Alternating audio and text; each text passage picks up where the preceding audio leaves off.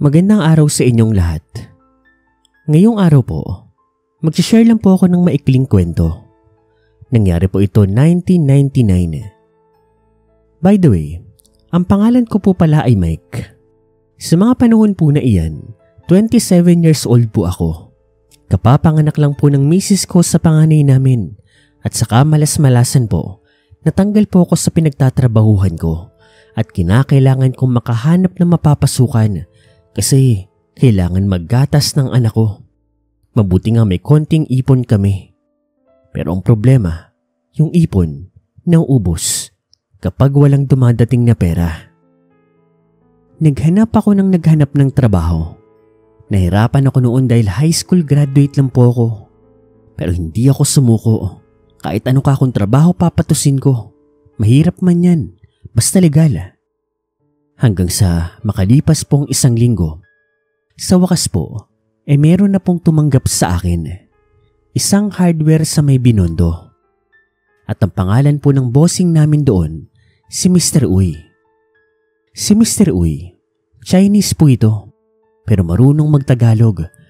Pero yung Tagalog barok, pero maiintindihan mo naman. At kahit Chinese po si Mr. Uy, mabait po ito sa mga tauhan niya. At sa katunayan nga po, lahat kami ng mga trabahador niya, Pilipino. Wala naman ako naging problema sa pagtatrabaho sa hardware. Sa katunayan, madali lang naman po ang trabaho doon. Buhat-buhat, assist-assist, deliver-deliver. Sanay naman ako sa mabibigat na trabaho dahil nag-construction worker na ako. Ngunit, nagbago po ang lahat ng iyon nang minsan isang gabi. Isinama po ako ni Mr. Uy sa isang lugar na hindi ko lubos akalain na meron at nagaganap pala. Mike, pwede ka ba maya? Sir, saan po? Pasama sana ako sa'yo kung pwede ka.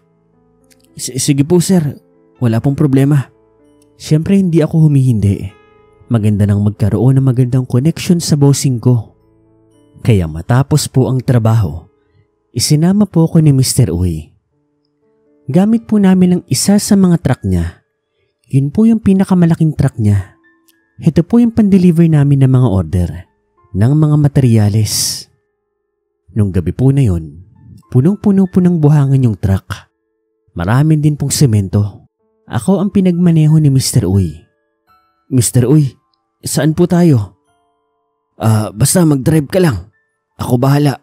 Turo ko sa'yo daan. Tinuro nga po sa akin ni Mr. Uy yung daan. Hanggang sa nagtaka na lang po ako dahil palabas na po kami ng Binondo.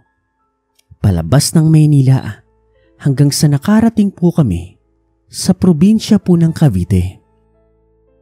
Wala namang problema kasi may baon naman pong pagkain si Mr. Uy at binibigyan niya ako ng pagkain. Humihinto rin kami para umihi. Basta, kahit biglaan at malayo po ang biyahe, hindi po ako pinabayaan ni Mr. Uy.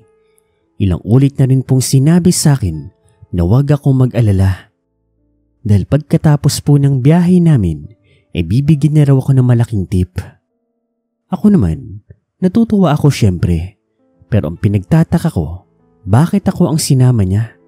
At bakit sa Cavite pa kami magdi-deliver? Wala bang mga hardware doon? Sa pagkakaalala ko po, sa bandang dulo pa po kami ng Cavite napadpad. Bandang Tansa, Cavite po. Sa mga panahon po na iyan, sobrang liblib po ng lugar na iyon. Puro talahib, wala rin pong kapunuan. Hanggang sa maya-maya po, meron pong pinalikuan sa akin yung amo ko. Siyempre sumunod naman ako.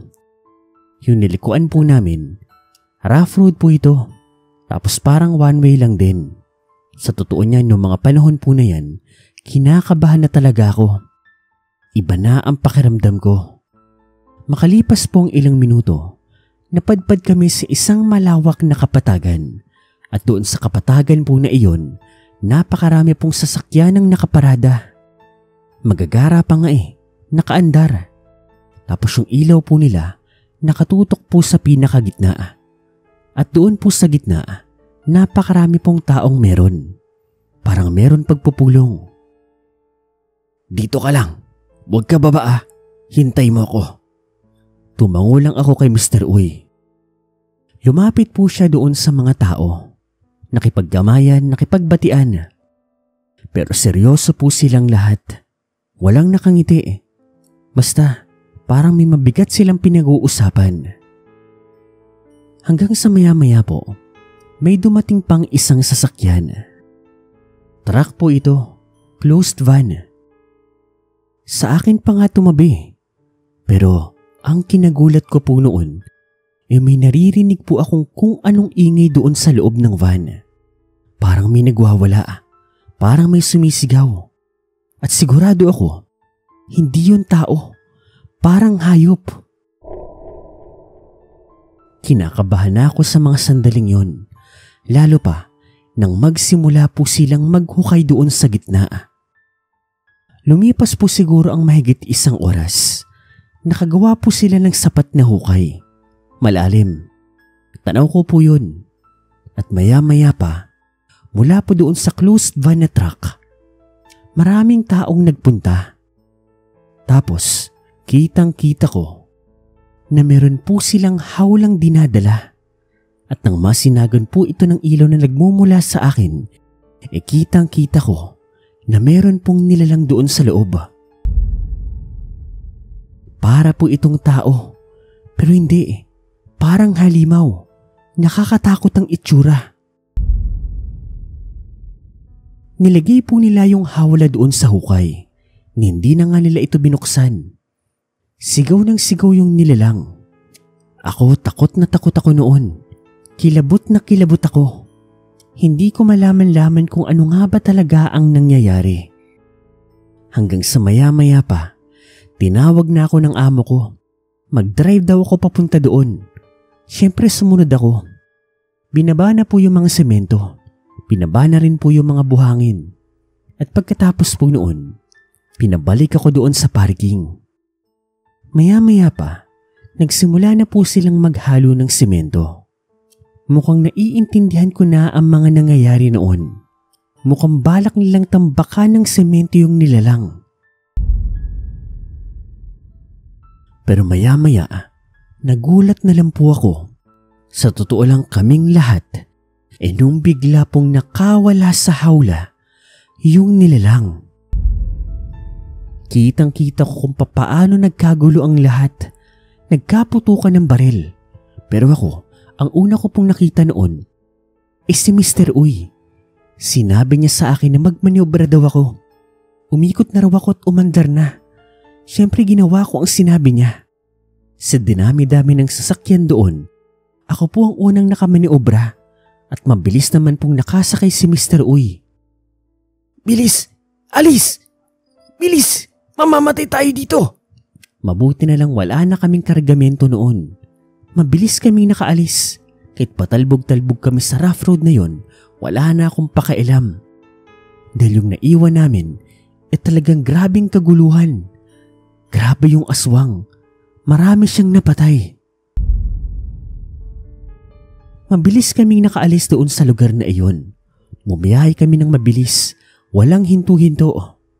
Hanggang sa maya-maya, nagsalita na rin po si Mr. Uy. Ikaw wag ingay sa nakita mo. Mr. Uy, ano po ba talagang nangyari? Yung kita mo, aswang yon. Halimaw dito sa Pilipinas. Kaibigan ko yung nakahuli doon. Marami raw atraso aswang na yon. Rami patay. Kaya para magbahid kasalanan, ililibing yung aswang. Kaso, hindi yata nila gawa yun. Kita mo naman, di ba? Nakawala. Panigurado, patay na sila doon. Uubusin sila ng aswang. Ikaw wag sabi sa mga katrabaho mo nakita mo. Bigyan na lang kita maraming pera. Sige po sir, maraming salamat po. Madaling araw na po kami nakauwi no ng Maynila ni Mr. Uy. Kagaya ng pangako niya, binigyan niya ako ng ekstrang bonus. Kapalit noon, wag kong sasabihin kung ano man ang nakita ko. Pero syempre sinabi ko yun sa asawa ko. Hindi naman po ako nagtagal doon sa trabahong yun. Dahil makalipas po ang ilang buwan, nakahanap po ako ng ibang trabaho. Mas malaki at mas maganda. Bukod po doon, yung hindi po ako dinadala sa paglilibing ng aswang.